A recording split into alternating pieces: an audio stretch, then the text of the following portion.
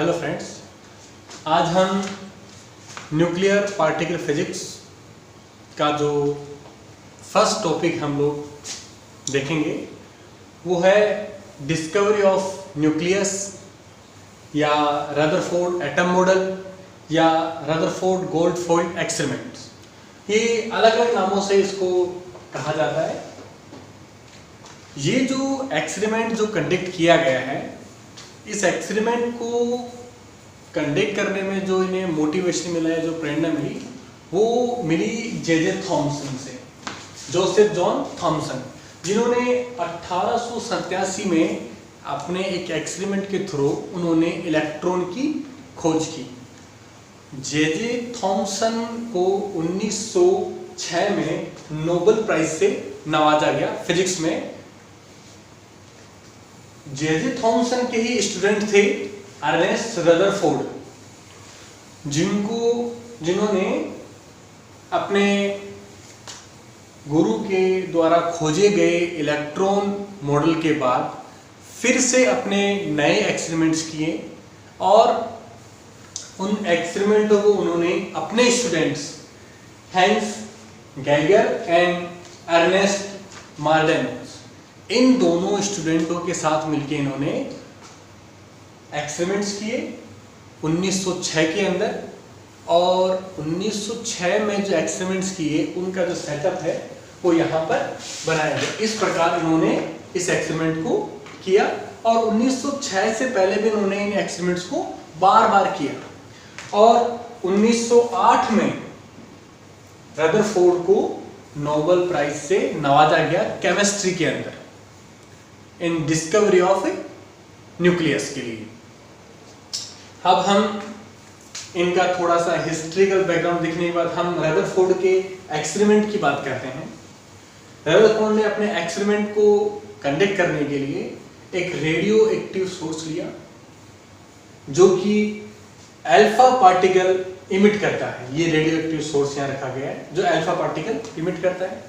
यहाँ पर एक लेड प्लेट लगाई गई है, यानी कि लेड की प्लेट लगाई गई और यहाँ एक छेद कर दिया गया है। इस छेद में से अल्फा पार्टिकल निकलेंगे। और लेड प्लेट को क्यों चुना गया? क्योंकि लेड प्लेट जो है वो अल्फा पार्टिकल का एब्जॉर्प्शन करती है, यानी कि बाकी पार्टिकल्स को वो एब्जॉर्ब कर ले और केवल इस छेद से ही यहाँ से केवल अल्फा पार्टिकल निकल पाए। यहाँ से हम आगे चलते हैं। यहाँ पर एक फॉइल यूज की गई है जिसे हम गोल्ड फॉइल कहते हैं। कई बार क्वेश्चन उठता है कि उन्होंने गोल्ड फॉइल का ही उपयोग क्यों किया। उन्होंने गोल्ड फॉइल को इसलिए चुना कि उनके एक्सपेरिमेंट करने के कुछ टारगेट्स थे। नंबर 1 टारगेट था उनका कि जो भी टारगेट रखा जाए जिससे अल्फा पार्टिकल टकराएगा वो हैवी मेटल होना चाहिए। तो यहाँ पर गोल्ड अल्फा पार्टिकल से बहुत हैवी मेटल में आता है, बहुत हैवी होता है। नंबर 2 ये था कि वो अल्फा पार्टिकल से कोई भी रिएक्शन ना करे, यानी कि वो इनर्ट रहे। तो गोल्ड हमेशा इनर्ट रहता है। नंबर 3 उनकी शर्त थी कि उस मेटल को थिन, मतलब बहुत ही पतला बनाया जा सके। तो गोल्ड ही एक ऐसी उन्हें सुटेबल मेटल लगी उनको जिसको एकदम थिन लेयर की तरह बनाया जा सकता है। गोल्ड की जो ये फॉइल ली गई थी, एक पतरी जो ली गई थी, उसकी जो थिकनेस जो थी वो 4 × 10⁻⁵ सेंटीमीटर, इतनी पतली ये गोल्ड फॉइल रखी गई थी। और गोल्ड फॉइल क्यों रखी गई इसका डिस्कशन हमने भी किया था। ये एक फोटोग्राफिक प्लेट है जहां पर अल्फा पार्टिकल टकराने के बाद या इस पे एक्सपेरिमेंट कंडक्ट होने के बाद इस फोटोग्राफिक प्लेट पर वो एब्जॉर्ब होंगे। ये फोटोग्राफिक प्लेट जो है वो ZnS के बनाई गई है, यानी कि जिंक सल्फाइड की बनाई गई है। कई बार ये क्वेश्चन उठता है कि जिंक सल्फाइड को ही क्यों चुना गया इस प्लेट को बनाने के लिए। तो जिंक सल्फाइड को इसलिए चुना गया क्योंकि जिंक सल्फाइड जो है उस पर जैसे ही अल्फा पार्टिकल गिरता है तो एक फ्लूरेंस देता है, यानी कि एक थोड़ी सी चमक देता है, जिससे हमें अंदाजा हो जाता है कि इस जगह पर अल्फा पार्टिकल टकराया है। और जिस जमाने में एक्सपेरिमेंट किया गया उस जमाने में केवल हम विजिबल लाइट के रेस्पेक्ट ही एक्सपेरिमेंट करते थे। हमारे पास किसी दूसरी जो वेवलेंथ के तरंगों को डिटेक्ट करने का हमारे पास कोई साधन नहीं था, इसलिए हमने ZNS को चुना, क्योंकि यहाँ पर अल्फा पार्टिकल टकराने के बाद जो चमक उत्पन्न करता है या जो वेवलेंथ इमिट करता है वो हमेशा विजिबल रेंज की, यानी कि वो ऐसे कलर की होती है जो हमें नजर आते हैं, जिससे हमें पता लग जाता था कि यहाँ पर अल्फा पार्टिकल टकराया है। इसलिए ZNS को इस फोटोग्राफी प्लेट के लिए चुना गया। इस एक्सपेरिमेंट्स को जब कंडक्ट किया गया तो इस एक्सपेरिमेंट्स के कुछ जो रिजल्ट्स हैं जो इस एक्सपेरिमेंट में देखे गए वो ये देखे गए। नंबर 1 एक्सपेरिमेंट का रिजल्ट देखा गया कि मोस्ट ऑफ पार्टिकल जो अल्फा पार्टिकल जो यहाँ से आ रहे हैं, यानी कि अल्फा पार्टिकल जो आ रहे हैं उनकी जो संख्या है वो लगभग 20,000 के आसपास है। 20,000 अल्फा पार्टिकल्स हैं। जो ये 20,000 जो अल्फा पार्टिकल आ रहे हैं, इन 20,000 अल्फा पार्टिकल में से अधिकतर पार्टिकल्स जो हैं, मोस्ट ऑफ पार्टिकल्स, नंबर 1 पर है, मोस्ट ऑफ पार्टिकल्स जो हैं वो सीधे के सीधे इस प्लेट पे यहां ऑब्जर्व हो गए, यानी कि उनको कोई फर्क नहीं पड़ा इस थिन फिल्म के यहां पर फॉइल के लगे होने से। नंबर 2 पर है, कुछ अल्फा पार्टिकल इस फॉइल से टकराकर छोटे से स्मॉल एंगल पर इस फोटोग्राफी प्लेट पर एब्जॉर्ब हुए, इनके अलग अलग जगह उन्होंने, जैसे यहां मैंने शो कर रखा है, फ्लोरेंस दिखाई। ये नंबर 2 परिणाम था। और नंबर 3 परिणाम था कि इन 20,000 अल्फा पार्टिकल में से केवल एक ऐसा पार्टिकल था जो कि बाउंस बैक हुआ, यानी कि वो जिस डायरेक्शन से आया था लगभग उसी डायरेक्शन में वो वापस चला गया, यानी कि near to near 180 degree angle पर वो बाउंस बैक हुआ। ये 3 परिणाम इस एक्सपेरिमेंट में रदरफोर्ड ने देखे, और इन एक्सपेरिमेंटों को देखने के बाद उन्होंने जो इस एक्सपेरिमेंट में जो रिजल्ट आए उनकी क्या क्या व्याख्या करनी चाहिए, उन्होंने उनका क्या क्या जवाब दिया। तो जो पहला उन्होंने एक्सपेरिमेंट का जो रिजल्ट था उसका जो पहला जवाब दिया वो ये था कि अगर सारे पार्टिकल इस फॉइल में से निकल गए हैं, मतलब कि एटम जो है वो मोस्ट ऑफ एम्प्टी, यानी कि एटम मोस्टली खाली है, इसलिए अल्फा पार्टिकल यहां से डायरेक्टली यहां पर निकल गए।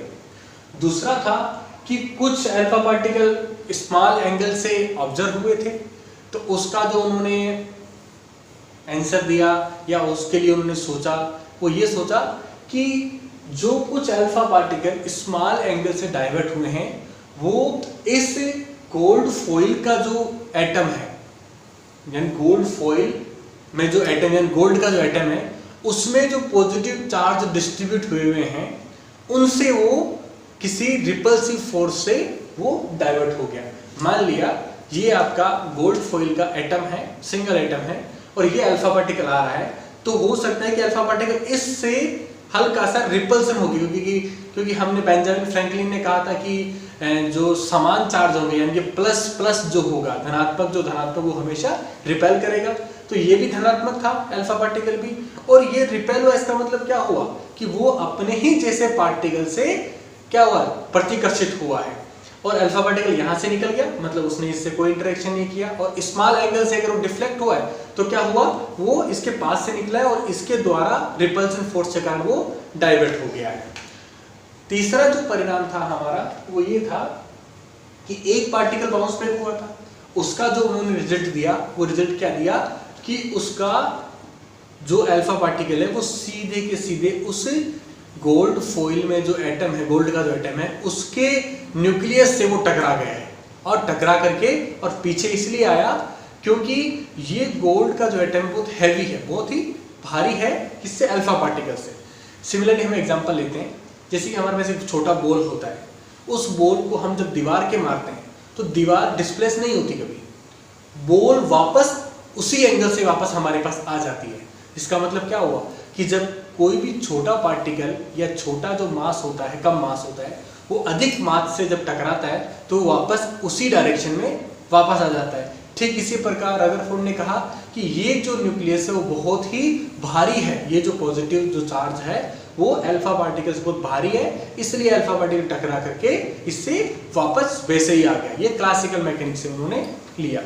ये 3 परिणाम जो इन्होंने निकाले, और इनके बाद जो उन्होंने अपने इस एक्सपेरिमेंट का जो कंक्लूजन जो दिया, इस एक्सपेरिमेंट का उन्होंने जो कंक्लूजन दिया, वो कंक्लूजन उन्होंने इस प्रकार दिया। नंबर ए कंक्लूजन दिया, most of atom are empty. उनका पहला कंक्लूजन था जो कि इसी से निकलता है। उनका दूसरा कंक्लूजन ये था कि रदरफोर्ड ने न्यूक्लियस जो है और जो गोल्ड का एटम है, गोल्ड के एटम की साइज को उन्होंने कैलकुलेट किया। वो जो साइज है वो आई उनकी, जो साइज आई वो आई उनकी 10 की घात -10 मीटर।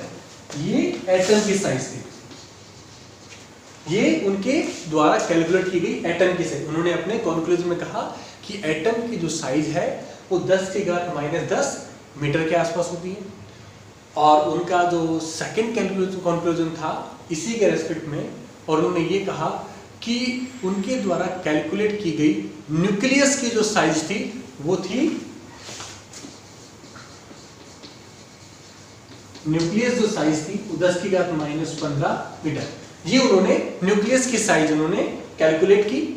जो दूसरा कंक्लूजन वो ये था कि जो न्यूक्लियस होता है वो एटम के बहुत ही छोटे से एरिया में होता है, और वो है जो है बहुत ही डेंस, बहुत ही ज़्यादा घनत्व वाला, धनात्मक घनत्व वाला एरिया होता है। और उन्होंने उस मॉडल को समझाने के लिए उन्होंने सोलर सिस्टम का भी एग्जाम्पल लिया कि जिस प्रकार सूर्य बीच में होता है और वो बहुत ही डेंस और बहुत हैवी होता है बजाय सभी अपने प्लेनेटों से। उनका तीसरा कंक्लूजन था कि जे थॉमसन द्वारा खोजे गए जो इलेक्ट्रॉन खोजा गया था, उनके लिए उन्होंने कहा कि वो इलेक्ट्रॉन जो है वो न्यूक्लियस के चक्कर लगाते हैं बहुत ही तेज गति से, और वो ठीक इसी प्रकार चक्कर लगाते हैं जिस प्रकार सोलर सिस्टम में प्लैनेट से सूर्य के चक्कर लगाते हैं। और उनका जो अंतिम जो परिणाम ये था वो ये था कि इलेक्ट्रॉन और जो न्यूक्लियस है ये दोनों आपस में इलेक्ट्रोस्टैटिक फोर्स द्वारा कनेक्टेड रहते हैं। इस प्रकार इन्होंने अपने एक्सपेरिमेंट को कंडक्ट किया और एक्सपेरिमेंट के रिजल्टों का उन्होंने व्याख्या की और अंतिम कंक्लूजन निकाले। नेक्स्ट चैप्टर में या फिर नेक्स्ट लेक्चर में हम लोग रदरफोर्ड स्कैटरिंग फॉर्मूले के बारे में पढ़ेंगे, यानी कि इस एक्सपेरिमेंट को उन्होंने किस प्रकार उनका मैथमेटिकली एक्सप्लेनेशन दिया। Thank you.